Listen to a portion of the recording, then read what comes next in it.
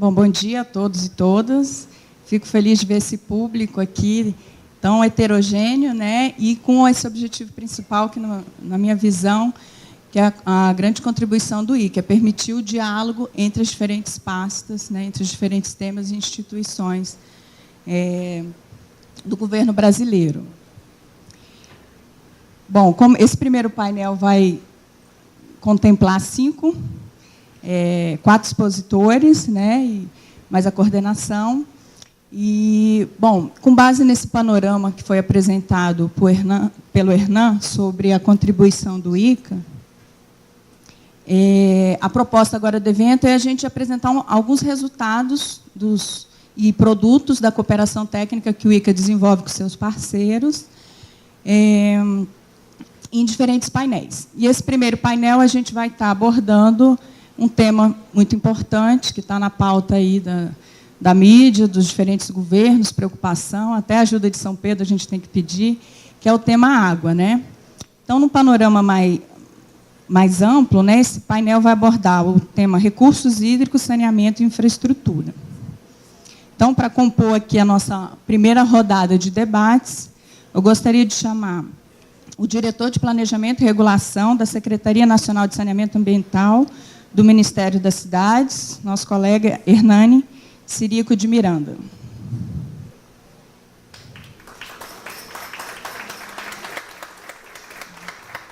A técnica do Estado do Ceará, Projeto São José, parceiro já do ICA há quase 20 anos, é a Maria Elizabeth Carvalho dos Santos Filha. E a beneficiária direta desse projeto, Ana Clécia Oliveira Bernardo, da Associação dos Assentados de Umazeiras, do município de Itatira, no Ceará. E a representante do Ministério da Integração Nacional, o representante do Ministério da Integração Nacional, Marco De Vito.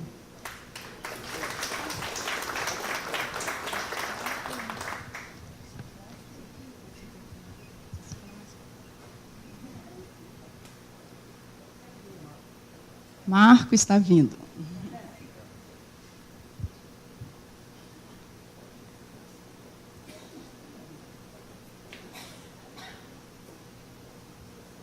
Gente, só relembrando, a gente vai começar agora os debates, ou as apresentações. Em seguida vão ser discutidos perguntas, né, debates. A gente pede para quem ainda não abaixou, pode abaixar pelo app, o aplicativo Slido, sli.do, é gratuito, baixa facilmente, e, ao longo das apresentações, vocês já podem estar fazendo as perguntas. Logo que você baixa, você vai na tela superior à esquerda, em Questions, e embaixo tem uma bolinha verde, Ask, que aí vocês podem só apertar e já fazer as perguntas ao longo das apresentações. A gente só pede para a identificação da pergunta, colocar o nome e, na mesma linha, a instituição. E fazer a pergunta, de preferência, indicando para quem seria esse questionamento.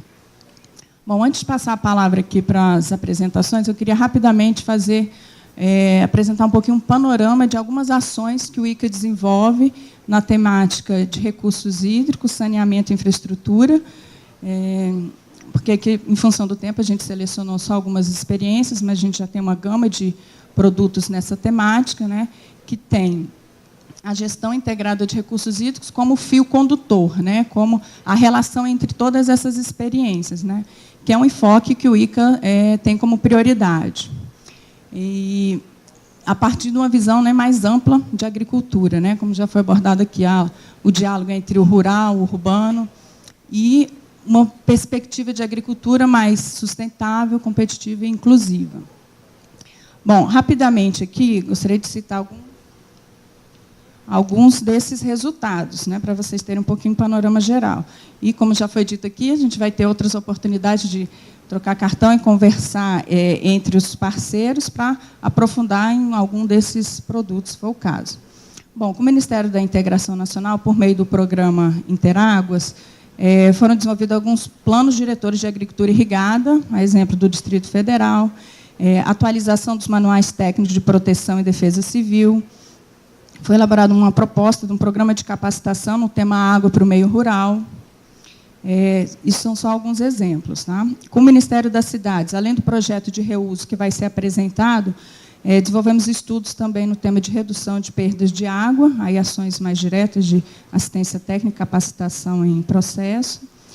No tema também de certificação de informações de abastecimento de água, esgotamento sanitário, melhoria das atividades de regulação, levantamento da situação dos planos de saneamento básico no Brasil. Mais recentemente, com o Estado da Bahia, por meio da empresa baiana de águas e saneamento, a Embasa, estamos na fase atual de seleção de um consórcio internacional para a elaboração do projeto básico de ampliação do sistema de esgotamento sanitário de Camaçari e Dias Dávila e implementação de uma ET, Estação de Tratamento de Esgoto, com aproveitamento do biogás, né, que já é uma inovação lá para o Estado também, né, e para o Brasil. Então, a ideia é pegar uma experiência aí internacional. Uma forte parceria também que temos com o FIDA, Banco Mundial, o Estado do Ceará, iniciativas voltadas ao reuso de águas cinzas, que vai ser apresentado aqui também, né, como uma construção de novas alternativas para a agricultura familiar, né, na oferta de água. Com a Agência Nacional de Águas e o Ministério do Meio Ambiente, desenvolvemos algumas ações de capacitação por meio de EAD, com cursos de gestão de recursos hídricos, em diferentes idiomas, né, e com o Ministério do Meio Ambiente, capacitações e ações de educação ambiental, que também vão ser apresentados em outro painel de meio ambiente. Vai ser apresentado no período da tarde.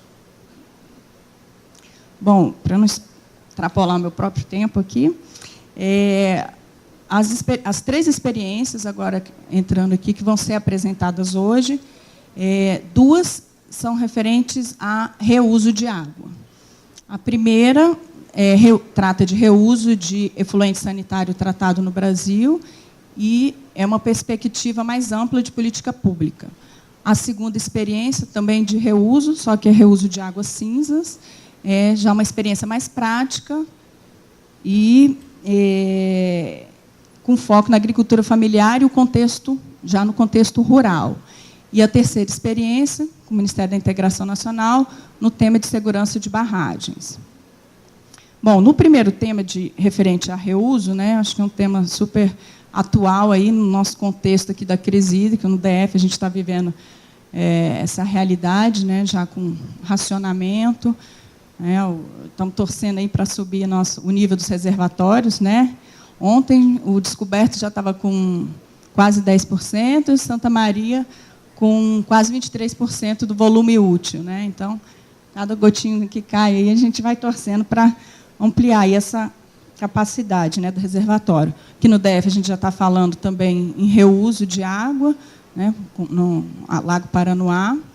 Então, aqui a proposta é a gente, né, no Brasil a gente já desenvolve reuso de forma um pouco pulverizada, mas sem um planejamento adequado que a gente gostaria, né, e preveu nesse primeiro estudo aqui que a Ministério das Cidades vai estar abordando.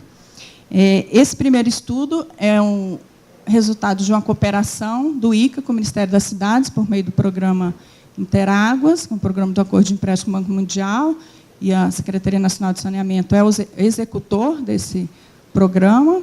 É um estudo que contou com grande apoio aí da equipe do Ministério, por meio do técnico Sérgio Brasil, cooperação do Paulo Silva e a coordenação aqui do Hernani. Então, o Hernani aqui vai estar apresentando essa proposta de um plano de ação para instituir uma política de reuso de efluente sanitário no Brasil, né? A gente tem aqui na parte da exposição de algumas tecnologias, e, como já foi dito, temos alguns painéis sobre reuso que mostram de forma bastante didática o conceito de reuso não potável e reuso potável direto e indireto. Bom, então, com a palavra aqui, Hernani Miranda, Ministério da Cidade. Muito obrigado, Cristina. Quero aqui agradecer a você e a toda a equipe do ICA por ter incluído esse nosso projeto aqui na mostra. Para nós é uma satisfação muito grande, né? Cumprimentar a todos mais uma vez.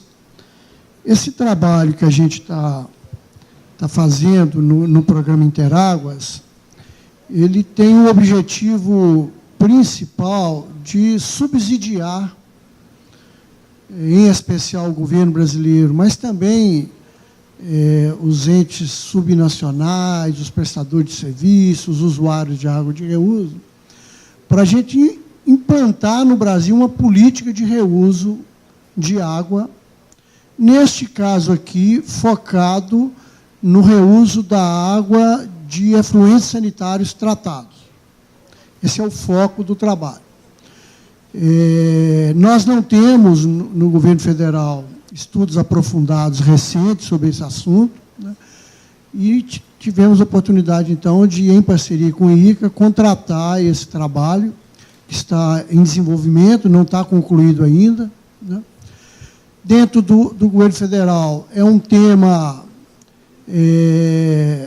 que diz respeito à atuação de vários ministérios e vários órgãos, né?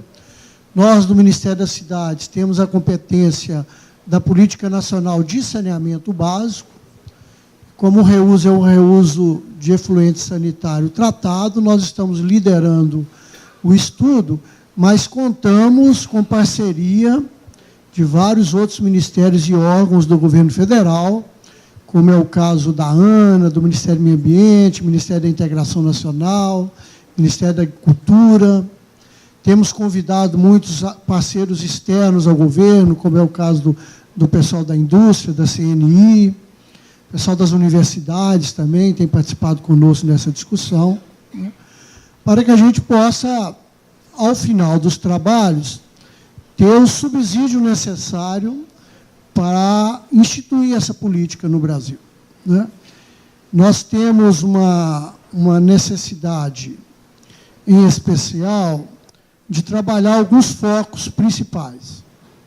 O primeiro dele diz respeito ao marco regulatório que envolve o tema, né?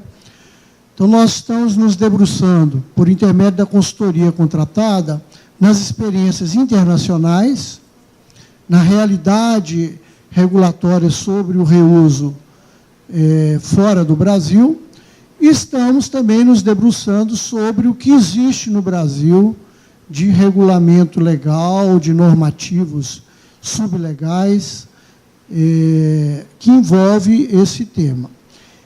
Em especial, poderia destacar a preocupação com as questões de outorga para o reuso.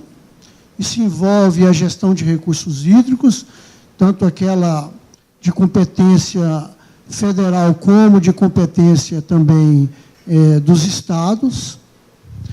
Envolve também a questão de gestão ambiental, no que diz respeito aos licenciamentos ambientais das instalações e também do lançamento de efluentes, né?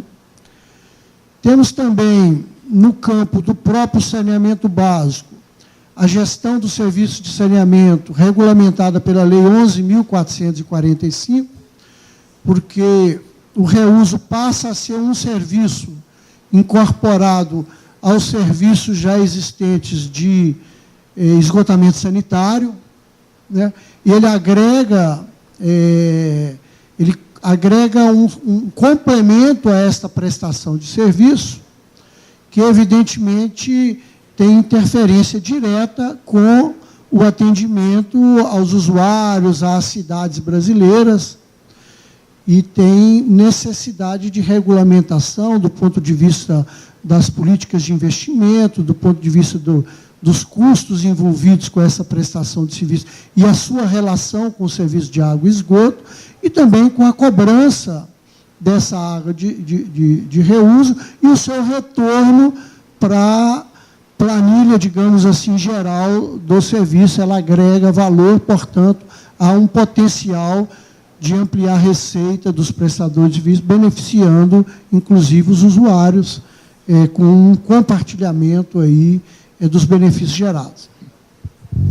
Por fim, tem também as preocupações regulatórias no que diz respeito à potabilidade da água, a portaria 2914 do Ministério da Saúde, porque você tanto pode trabalhar com reuso potável direto, mas mesmo os reusos indiretos, seja potável ou seja não potável, há preocupação na relação das pessoas no dia a dia com essa água, que há necessidade de alguma regulamentação neste campo da qualidade da água.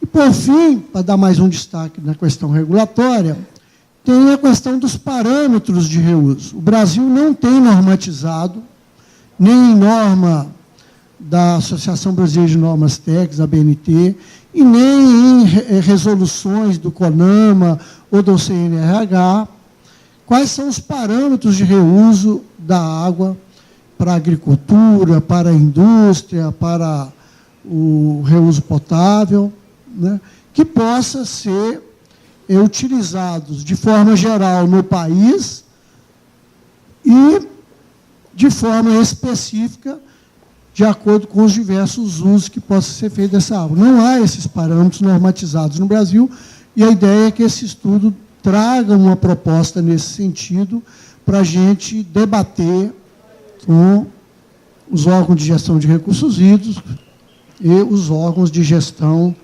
ambiental e também de saúde. Portanto, é um trabalho, além de multidisciplinar, ele do ponto de vista da gestão governamental, ele interfere e tem a atuação de diversos órgãos e ministérios. Os reusos que nós estamos enfatizando nesse trabalho são o reuso não potável, direto, na agricultura, na indústria, nos serviços públicos urbanos. E, para isso, a gente tem feito essa interlocução. O trabalho, nesse sentido, ele envolve também não um detalhamento profundo, mas uma abordagem sobre as questões técnicas e de tecnologia necessárias ao tratamento do efluente sanitário, sobretudo o tratamento adicional para esse reuso, né? E, nesse sentido, a definição dos parâmetros é fundamental, porque a partir dos parâmetros é que você chega nas melhores tecnologias, com os custos mais em conta para a realidade do país, de forma a você ter uma viabilidade econômica e financeira nesse processo. Então, nesse sentido, as tecnologias necessárias para o reuso não potável direto, ele entra na abordagem do trabalho. E aqui há um detalhe interessante, porque o estudo não se preocupa com o interior da atividade, ou seja, o interior do trabalho da agricultura, o interior do trabalho da indústria, não é preocupação do estudo, mas sim a entrada da água de reuso nesse processo. E muitas vezes a gente pensa nesses parâmetros, mas o tratamento do esgoto, por exemplo, pode retirar parâmetros que são essenciais para a atividade. Atividade da agricultura, por exemplo, né? Ou atividade industrial, né? Então, a preocupação do trabalho tem que ser no sentido de que o tratamento seja o ideal, mas se o reuso é, por exemplo, um reuso agrícola, você preservar nutrientes de interesse da agricultura. Esse é um desafio que a proposta traz, sobretudo quando a gente pensa numa regulamentação nacional, dadas as especificidades regionais do país e as especificidades dos tipos de uso, e os atores envolvidos nesse processo. Mas a gente também traz uma abordagem do reuso potável, seja indireto. Cristina citou aqui o caso de Brasília, né? Brasília inaugurou uma estação de tratamento de água para abastecer a cidade de Brasília, ali no Lago Norte, usando a água do Lago Paranoá. cuja vazão é inferior à vazão dos efluentes sanitários lançados no lago. Portanto, é totalmente um reuso indireto. Você está usando a água dos efluentes sanitários lançado no lago. E a CAESB tem uma outorga para 2 metros cúbicos por segundo, portanto, uma possibilidade de ampliar. A ETA construída, me parece que é de 600 ou 700 litros por segundo. E é um exemplo claro de reuso potável indireto, que aqui, no caso de Brasília, não precisou de tratamento adicional, porque tanto a ET Sul, de tratamento de esgoto do Sul, como a ET Norte já tem tratamento terciário, portanto, o efluente lançado, depois seguido do tratamento da estação de tratamento de água, ele é suficiente. O trabalho também, embora com a complexidade maior e com a dificuldade maior, se debruça sobre as possibilidades de reuso potável direto. Nesse caso, sabemos que o trabalho envolve, em especial nesse caso, uma relação e uma proposta de comunicação para o tema, de socialização junto à sociedade desses potenciais de reuso, sem prejuízo à saúde das pessoas, porque há uma reação negativa inicial quando você pensa no reuso potável direto. Nós temos o caso, por exemplo, lá da CETESB em São Paulo, que tem um normativo que proíbe o reuso potável direto, né? Já na partida, para não ter maiores dificuldades, eles têm uma proibição. Então, há um trabalho no sentido, nesse estudo que nós estamos fazendo, de trazer uma abordagem sobre o que precisamos fazer em termos de normativos e em termos de gestão para, na hipótese de se querer fazer esse reuso potável direto, o que nós precisamos no país. Nesse sentido, a gente está debruçado sobre aquilo que existe, inclusive. Nós temos estudos feitos pela Academia Brasileira, em várias universidades, já tem publicações e pesquisas técnicas e científicas sobre reuso, de um projeto de pesquisa que hoje não existe mais, mas que funcionou por muitos anos no Brasil, que é o PROSAB, um programa de pesquisa científica voltado especificamente para o saneamento básico, que tem várias publicações nesse sentido, e a gente tem interagido com o pessoal das universidades, sobretudo com os pesquisadores que publicaram no PROSAB sobre o tema de reuso. Tem também manuais da Fiesp, manuais da CNI, manuais do pessoal da agricultura, que tem alguma abordagem sobre o tema. A gente tem se debruçado sobre ele, no sentido de aproveitar o máximo possível daquilo que o país já produziu e sistematizar isso, né? Quero também destacar que nós temos no Congresso Nacional diversas propostas de legislação sobre reuso de água, tramitando algumas há muitos anos, outras mais recentes, né? Sobretudo com a crise hídrica brasileira, né, que ganhou destaque por conta da escassez hídrica em São Paulo, agora nós temos em Brasília e no Rio de Janeiro, mas a crise no Nordeste brasileiro, ela perdura com uma intensidade muito grande há mais de 5, 6 anos, né? Então, há projetos colocados por parlamentares do Nordeste que tratam desse tema do reuso, e a gente tem debatido no Congresso Nacional, em especial na CDU, na Câmara de Desenvolvimento Urbano da Câmara de Deputados, para a gente aguardar um pouco o avanço desses projetos, de forma a usar os resultados desse trabalho que nós estamos fazendo, para enriquecer, para poder ter algo mais atual e mais de acordo com a realidade do tema, para colocar na legislação e contribuir com a legislação nesse sentido. E temos tido êxito, agora dia 6 vai ter uma audiência pública lá na Câmara dos Deputados, dia 6 é amanhã, né? Amanhã vai ter uma audiência pública, eu vou estar lá, inclusive, nessa audiência, o Sérgio vai estar também, vai estar o nosso secretário, onde nós vamos tentar sensibilizar, mais uma vez, os deputados e senadores, no sentido de se debruçar sobre esse trabalho nosso, de forma que a legislação tenha o respaldo num estudo aprofundado, como é esse que nós estamos fazendo.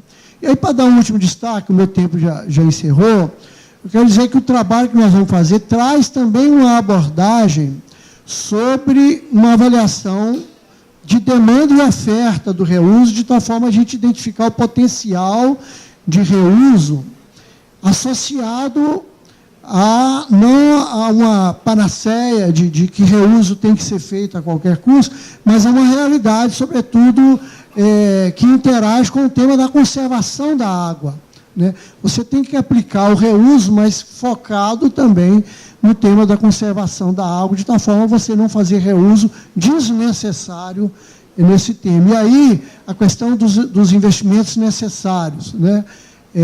Da sustentabilidade econômico-financeira, que envolve essa avaliação de demanda e oferta, a gente vai fazer também nesse trabalho para identificar para a realidade brasileira qual é esse potencial. Esse estudo deve se encerrar agora em dezembro, talvez a gente inclua 1 ou 2 produtos novos, e aí a gente poderá chegar até março do ano que vem, e daremos a mais ampla publicidade nele, e para os atores principais envolvidos, seja do governo ou de fora do governo, a gente já tem feito isso no próprio desenvolvimento do trabalho. Agradeço mais uma vez a atenção do INCA, e aí me coloco à disposição, Cristina e a todos, para responder alguma pergunta que se faça necessário. Muito obrigado.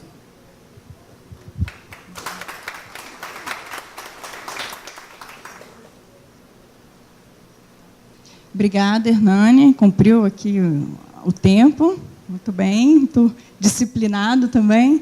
E obrigada pelas informações, né? Esse estudo ele sempre teve a preocupação de se tornar o mais realista possível, né? De ver aonde que faz sentido fazer reuso, qual a modalidade de reuso, as opções de financiamento, né, dessas propostas de reuso. E, relembrando aqui, como o Hernani já falou, amanhã tem a audiência pública na Câmara dos Deputados, às 11 horas, para estar apresentando, né, esse estudo e abrir para a sociedade, aí, né, tem aqui toda a questão do controle social, né, de debater essa questão que, às vezes, ainda gera muitos questionamentos. Só lembrando, quem quiser ainda fazer as perguntas, por meio do aplicativo Slido, o ICA disponibiliza a senha, que é ICA Brasil 50, para Wi-Fi. Então, a gente pede para já, no próximo bloco, depois das apresentações, que são os debates, para já começarem a fazer os questionamentos. Bom, a segunda experiência aqui que a gente vai apresentar agora numa outra perspectiva, que é sobre reuso de águas cinzas, né, com foco na agricultura familiar e contexto rural, né. Quando a gente fala em contexto rural, aí a realidade é um pouco mais crítica, né, onde que a gente pode definir 34% dos domicílios rurais estão ligados à rede de abastecimento de água. E quando a gente fala em esgotamento sanitário, a questão é mais complicada, né? Apenas 6% dos domicílios rurais estão ligados à rede de coleta de esgoto. Então, a proposta aqui da próxima apresentação, que tem esse foco, né, de agricultura familiar, é o aproveitamento de águas cinzas, né, proveniente de chuveiro, banheiro, pia do banheiro e lavagem de roupas, né, aquela água que era desperdiçada, agora vai ser aproveitada aí na agricultura para irrigação, para a agricultura familiar. Então, nesse próxima apresentação, a gente vai ter 2 falas. A primeira da técnica Elizabeth, que vai explicar um panorama geral do que é o projeto e essa tecnologia, e depois um outro olhar, aí, que é mais um depoimento de uma beneficiária direta do Projeto São José, que vai comentar um pouquinho o que mudou na vida dela depois desse 1 ano e meio de implementação desse sistema de reuso de água familiar. Então, passo a palavra aqui, inicialmente para Maria Elizabeth, lembrando aí do tempinho. E tem uma apresentação aqui que a gente pede para ir passando, por favor. Bom dia. Inicialmente, agradeço o convite, né, do ICA por essa oportunidade da gente compartilhar a nossa experiência do sistema de reuso no Ceará. A Secretaria de Desenvolvimento Agrário do Ceará, através do Projeto São José, vem com essa inovação tecnológica no campo, né? Tudo começou com a necessidade, após a implantação do sistema de abastecimento de água em várias comunidades do estado do Ceará.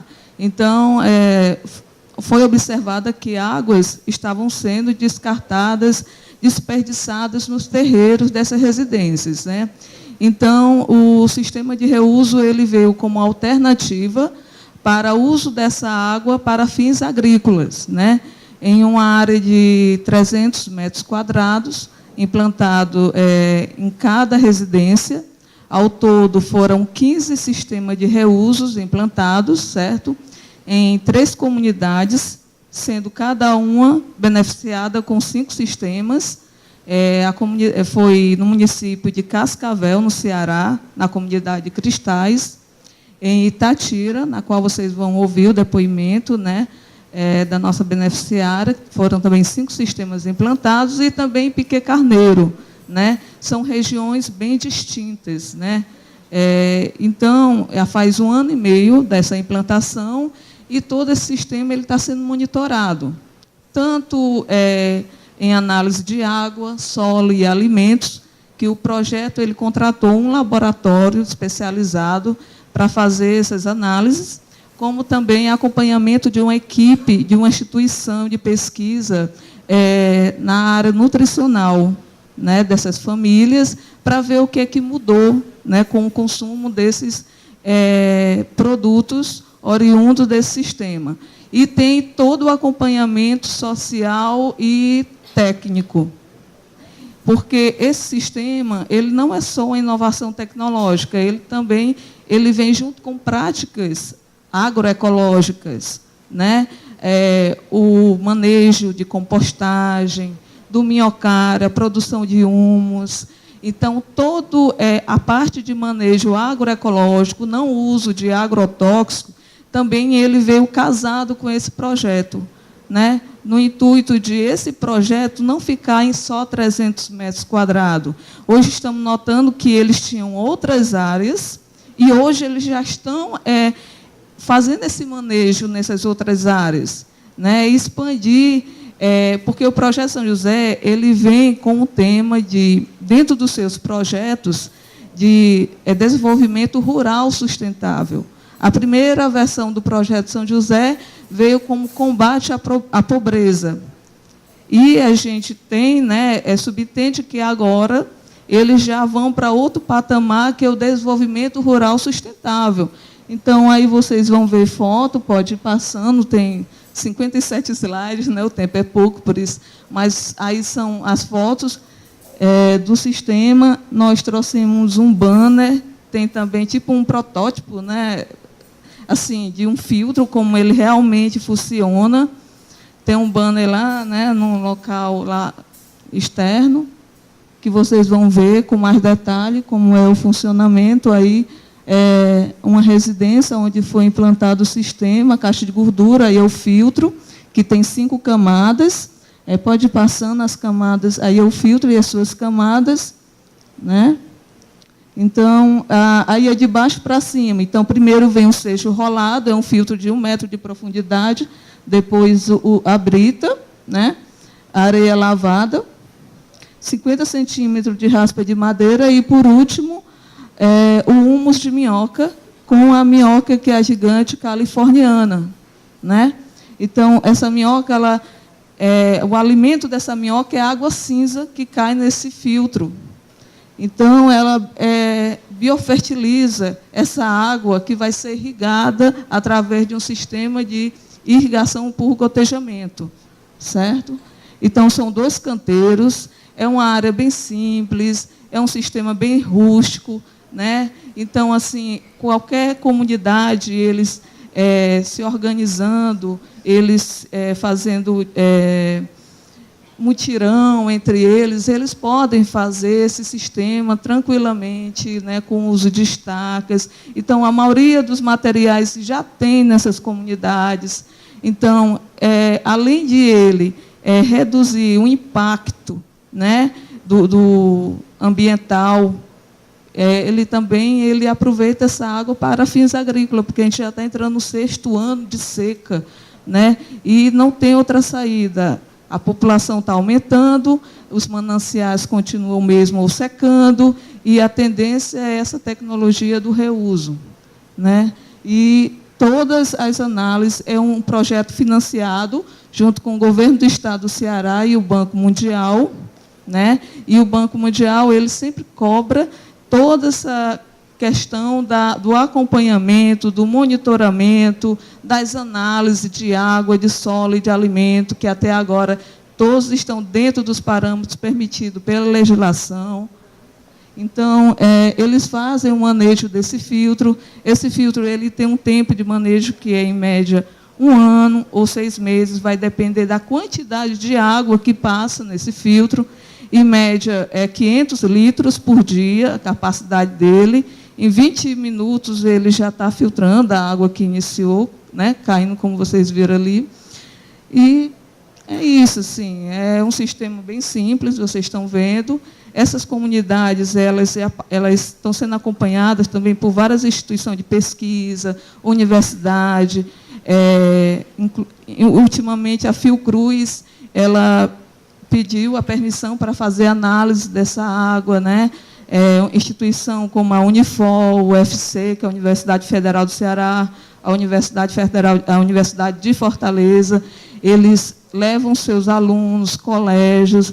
Então, cada comunidade, no caso, são 3, né, que foram implantadas, são 15 sistemas piloto. Tem um técnico responsável por aquela área. Quando recebem alunos, ele vai e explica. A família, ela se apropria de todo o manejo, ela que explica para os alunos como é que funciona o sistema, como é feita a manutenção. Então, a ideia é essa, é não dar o peixe, é ensinar a pescar. Então, assim, graças a Deus, a gente está tendo um retorno. As famílias... 300 metros quadrados não é uma área que dá para você vender em grande escala, né? É mais de subsistência, né? Mas você observa em algumas comunidades, como é o caso da nossa beneficiária Clécia, eles já vendem tomate cereja, vendem os produtos coentros, cebolinha. É uma renda extra que antes ele não tinha. Essa água era desperdiçada, era foco de doença, enfim, é um projeto que está trazendo bastante retorno para essas famílias. Obrigada.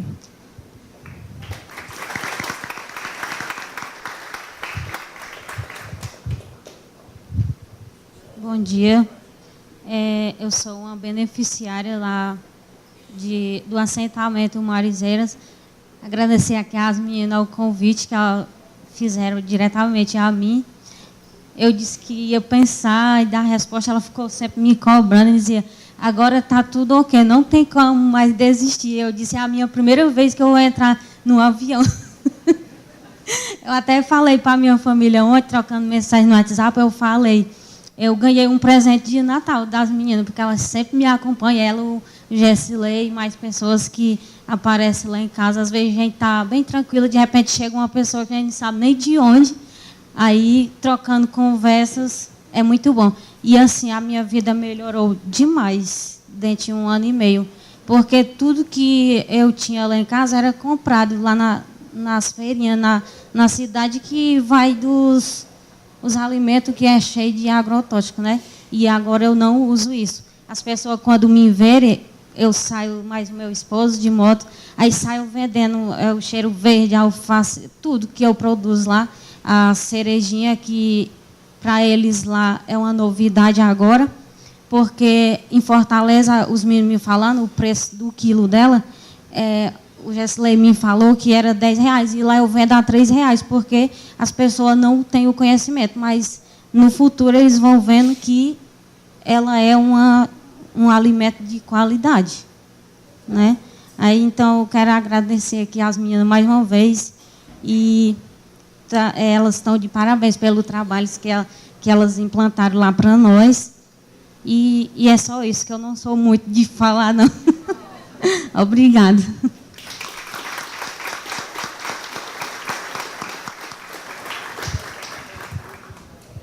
Obrigada, Elizabeth, Ana Clécia. Acho que depoimentos como esse mostram um pouquinho, né, como é que a cooperação técnica chega na ponta, né, que às vezes a gente sente um pouco essa questão.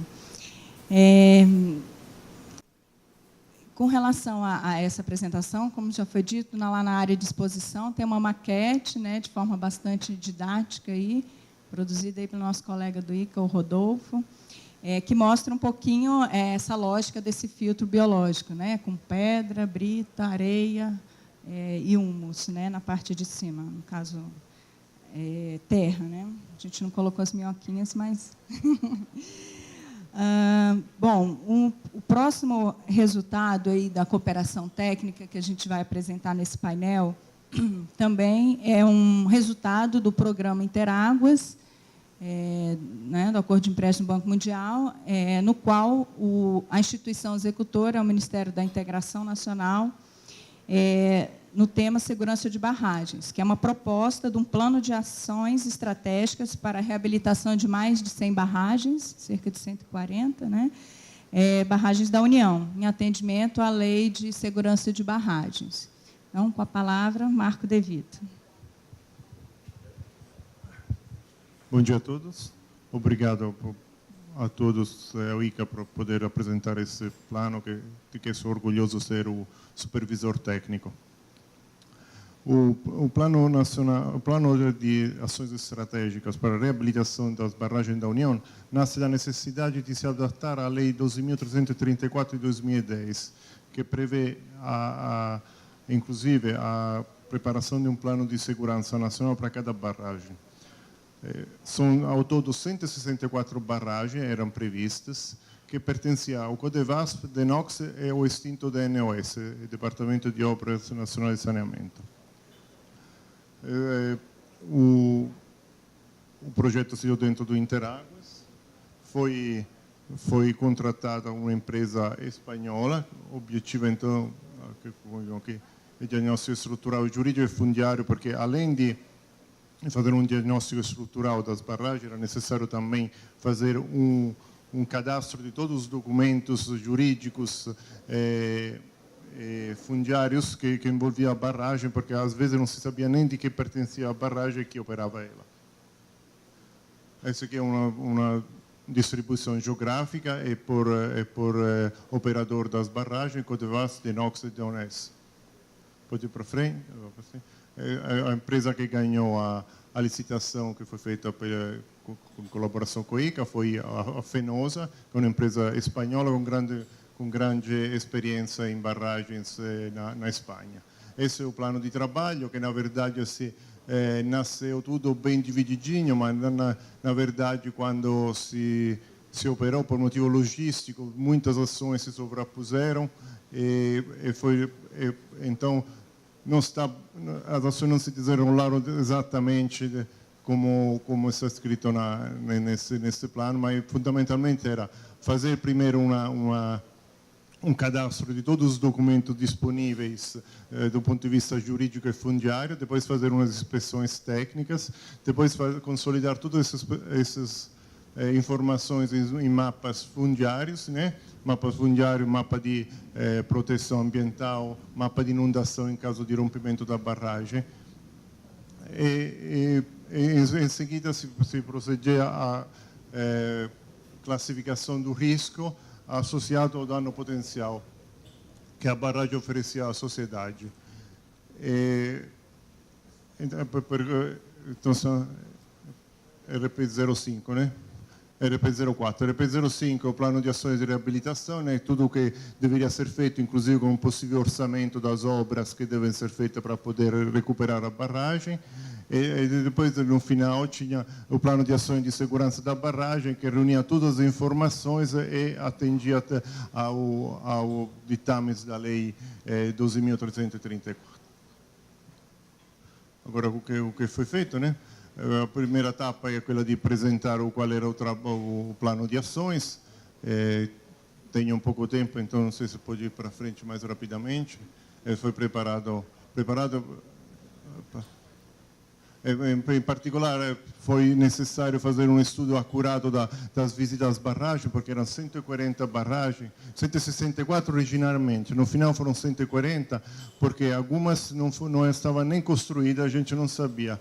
Algumas foram cedidas ao setor elétrico, então toda a responsabilidade da barragem passou às concessionárias. Então foi feito todo o levantamento dos dados técnicos administrativos da barragem. Foi para frente. Esse aqui envolveu pesquisa em todos os arquivos das várias coligadas ao Ministério da Integração. Foi elaborado uma ficha para cada barragem com todos os dados, se tinha projeto executivo, projeto básico, todos os dados técnicos e administrativos possíveis que era possível reunir. Depois se passou à inspeção em loco, para ver como estava do ponto de vista físico e operacional, e depois também, por isso eu falo, às vezes a coisa se sobrepõe, também tinha também um estudo, uma pesquisa em cartórios locais sobre os documentos fundiários. Foi um trabalho assim de chinês mesmo, porque foram mais de 35 mil quilômetros percorridos pela nossa equipe técnica. E para cada barragem foi elaborado como se chama, uma ficha de situação em que se destacavam os particulares defeitos encontrados na barragem, por meio de umas abreviações. Isso. E depois se fez a classificação do risco, que a resolução ANA indica como fazer, né? E praticamente se adotam uns parâmetros a segunda do tipo de barragem, o comprimento da barragem, se dão notas a cada uma das características, se somam, tá? Esse chega a essa caracterização do risco. Então, isso aqui são 140 barragens que no final realmente foram visitadas. Na verdade, foram 139, porque uma não conseguimos visitá-la porque estava com um movimento de índios que não deixavam chegar até a barragem. Foi muito complicado chegar a algumas barragens, tinha os problemas com traficantes, áreas em mão... então, bastante complicado mesmo. Essa aqui é a situação, como se pode ver, nenhuma está, graças a Deus, está em estado de emergência, mas tem bastantes barragens em estado de alerta. Aí, todas essas informações, para deixá-la mais clara e mais facilmente consultáveis, foram reunidas em mapas, em que se tem a localização da barragem com a via de acesso, especialmente importante para o plano de emergência, os layouts da barragem para saber como é que a barragem era construída, se era de terra, de concreto e tudo mais. É um plano de inundação simplificado que foi feito utilizando um programa de dam break. Esta é a bacia hidrográfica de uma barragem. Podemos ir para frente. Essas aqui são as áreas de proteção ambiental, todas as características das áreas que circundam a barragem. Esse aqui é um layout da barragem. Esse aqui é um mapa de inundação que foi elaborado, como eu disse, com o dam break. Esse é o dam break, o programa que foi utilizado. Isso é despesa, por enquanto, pagamos 50% somente dos primeiros 3 produtos. Em andamento estamos tendo o detalhamento da quantificação das ações que precisam ser feitas para reabilitar as barragens, com estimativa de custo, e o plano de segurança ambiental, que inclusive inclui essa elaboração do volume 1, do tomo 1 e 2, do volume 3, do plano de segurança de barragem, que é em conformidade com a lei 12.384/10. Esse aqui está sendo já em fase bem avançada, está quase, foram feitos por 140 barragens. E depois tem a conclusão. Agora, seguir o cronograma, que era previsto, a gente prevê agora para junho de 2018 acabar com todos os relatórios e com o projeto. As boas práticas. Agora, o que fazer com tantas informações que a gente conseguiu angariar? A ideia era montar um sistema que permitisse, de forma dinâmica, classificar quais eram as barragens com maior risco. Para fazer isso, a gente, além de utilizar a regulamentação da ANA, optou por adotar outro sistema um pouco mais personalizado, porque a da ANA não dava completamente, tudo ficava prioritário. Quando tudo é prioritário, nada é prioritário. Então foi feito esse workshop, foram estudados os outros parâmetros. Questo che è la categoria di rischio, come che si desenvolve, con il danno potenziale associato, adesso moltiplica un pelo outro conforme a teoria che si acha na bibliografia. Esse aqui eram as notas que se dão as várias características, depois se somam todas elas para chegar à categoria de risco da barragem. Aí montamos uma ficha desse tipo, né, em que consta primeiro aquela, digamos, a classificação legal, e depois a classificação aquela que a gente adota para coisa. Essa aqui é a barragem. Podemos ir para frente. Esse aqui é o programa que a gente utilizou, que se chama Empresas, que a gente está utilizando para classificar, para priorizar as ações e as barragens em que devemos intervir. São vários slides que apresentam todo o programa. Muito obrigado.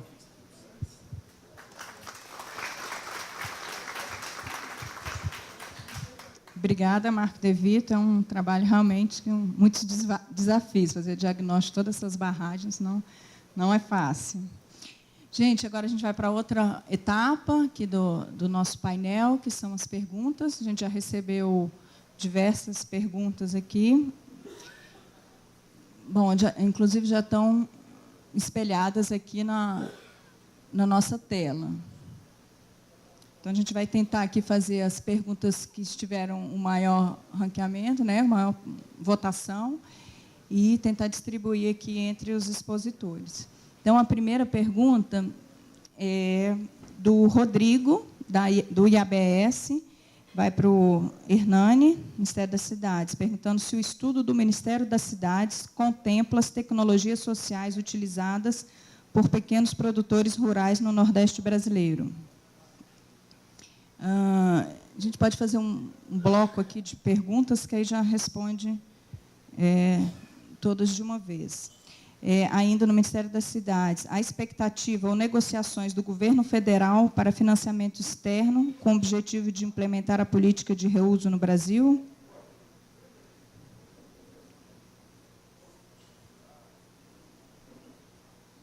E também seria o Ministério da Cidade. Quais as ações em relação à materialização de políticas públicas que incentivem a instalação de sistemas de aproveitamento de água cinza nos domicílios urbanos? Meu prédio já está fazendo utilização de água cinza lá, o condomínio. Então, vou passar a palavra aqui para o Hernani. Bom, muito obrigado pelas perguntas.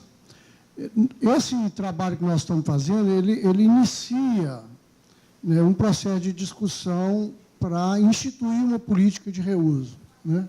Ele não é o fim, evidentemente, ele é apenas o começo de um processo que a gente pretende seja contínuo, né? Para esse início, a gente está focado no reuso de efluente sanitário tratado, o efluente que sai das estações de tratamento de esgoto, né? E estamos também focados tanto do ponto de vista dos normativos, como do ponto de vista dos estudos de demanda e oferta, de sustentabilidade econômico-financeira e de marco da legislação para o reuso dessa água saída das estações de tratamento. Portanto, a gente não está, nesse momento, alcançando questões como do pequeno agricultor, ou de grande agricultor, assim como não estamos alcançando também as questões que envolvem o reuso na indústria, seja pequena, seja média ou grande, né?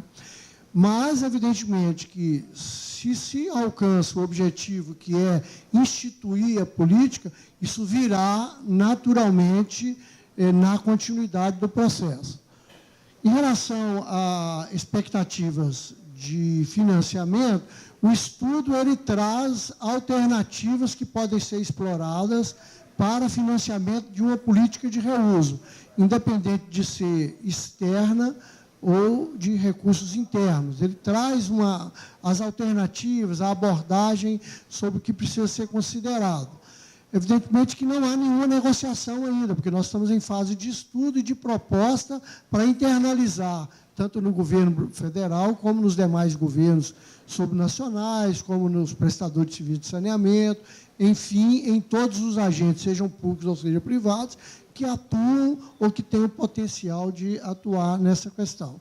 Em relação à águas cinzas, no nosso trabalho não há, neste momento, previsão de trabalhar com águas cinzas. A abordagem toda, volto a dizer, ela está nos esgotos sanitários. Então, portanto, talvez a Elizabeth possa fazer alguma abordagem nesse sentido. Mas, nesse momento, nós não estamos atuando com nenhuma proposta nesse sentido de aproveitamento das águas cinzas. Ok, obrigada, Hernani, pelas respostas. Temos aqui na sequência aqui das perguntas, agora para o Projeto São José, qual a estimativa de custo para desenvolver um sistema de reuso familiar de águas cinzas? E ainda para o São José, isso foi uma pergunta, bom, não tem identificado. A próxima pergunta também para o São José, Ceará, da Romélia, do ICA, para a agricultora beneficiária. Qual o impacto da renda familiar que o sistema de reuso trouxe? Elas são um pouco relacionadas, essas duas perguntas.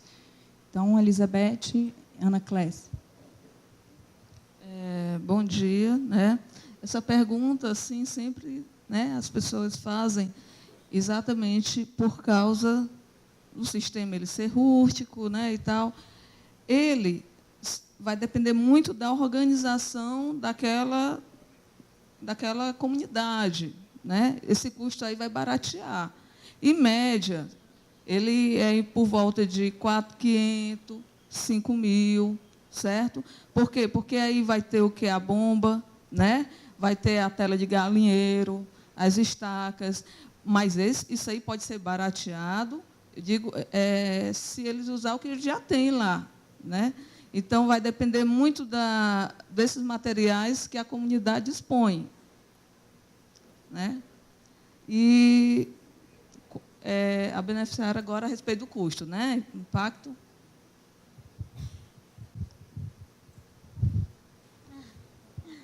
Ficar rica não, mas melhorar de vida, a gente melhorou, como eu acabei de falar e repito. Eu sou muito feliz com esse sistema implantado lá na minha casa. Até que antes eu trabalhava em casa de família, ganhando miséria, porque lá não tem salário para ninguém.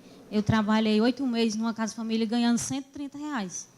Eu até dá vontade até de chorar quando eu lembro disso. Eu converso com a minha família e dou um exemplo para elas, para minhas filhas, que eu tenho 3 filhas, e eu falo para elas estudar, para elas ter alguma coisa, mas também não precisa elas se deslocar para lugares longe. Elas podem ficar juntamente com nós e a renda ser tirada lá do nosso quintal mesmo. Porque eu estou vendo que dá tudo certo. Trabalhando em conjunto com os filhos e o esposo, todo mundo junto, não precisa nós sair para trabalhar fora. Dentro da nossa própria casa, nós tiramos a nossa renda, que dá para nós alimentar e dá até um pouquinho a mais para vender, para comprar outra coisa que a gente não produz lá no nosso quintal. Para mim, a minha renda está muito boa com esse reuso. E espero que venha mais. E lá, além do meu, tem mais 4 beneficiários lá também, que são tudo vizinhos à minha casa. A gente sempre troca conversa. Quando falta uma coisa de um, a gente fica trocando as coisas. Quando lá não tem, eles vêm e pegam na minha casa. Quando eu não tenho, eu vou lá, pego com eles. É assim, a gente é tudo unido, viu? E eu acho muito bom isso. Obrigada pelo depoimento, Ana Clécia. Gente, para a gente tentar manter o nosso proposta aqui de cronograma da programação, né, para a gente não se alongar, não comprometer os próximos painéis, vamos fazer mais só a última pergunta para o Marco de Vito, da Quilmara Ica. Em que estágio de evolução estão os planos de segurança de barragens hoje no Brasil? Bom, o que pode observar é que no setor elétrico, essas barragens maiores, está tudo mais ou menos encaminhado, está quase tudo pronto. O problema são essas barragens um pouco menores, que está no estágio que a gente viu. A gente está trabalhando para fazer o plano de segurança e barragem. Estamos trabalhando em cima do plano de emergência.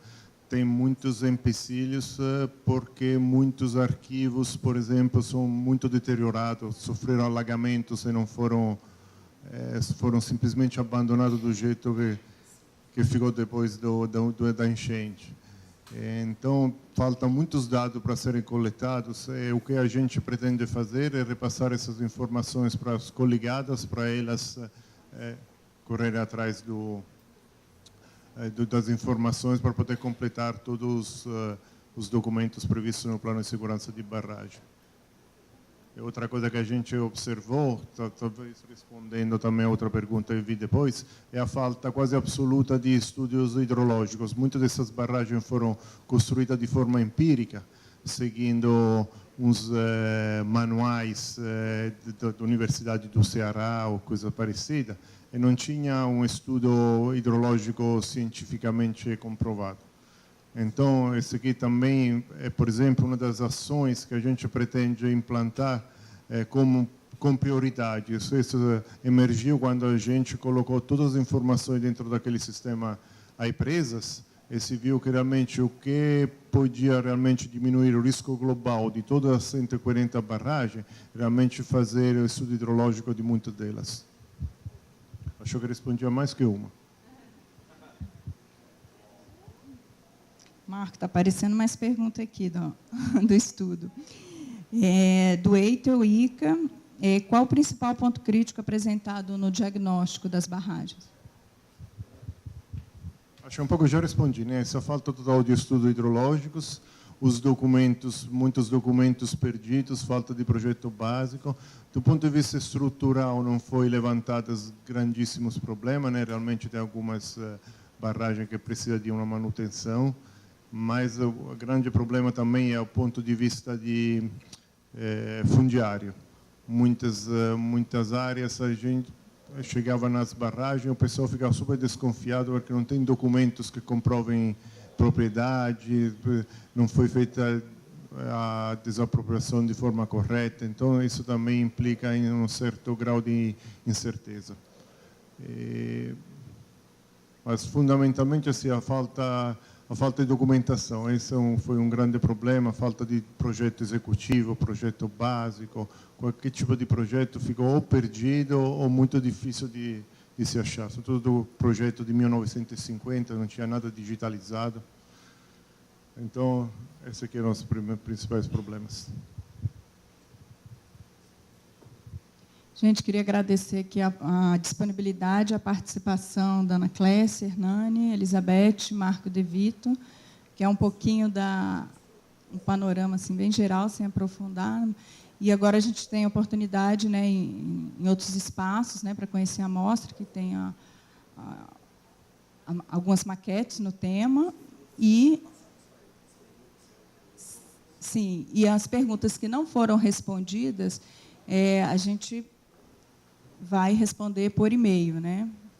E conversando aqui com o Hernani, já se colocou à disposição também para estar respondendo esses questionamentos por e-mail, né? A gente conversa aqui com o Marco Vitor, Elizabeth, Ana Clécia, para a gente não ficar sem nenhum questionamento, né, atendido. Então, obrigado e vamos para o próximo painel.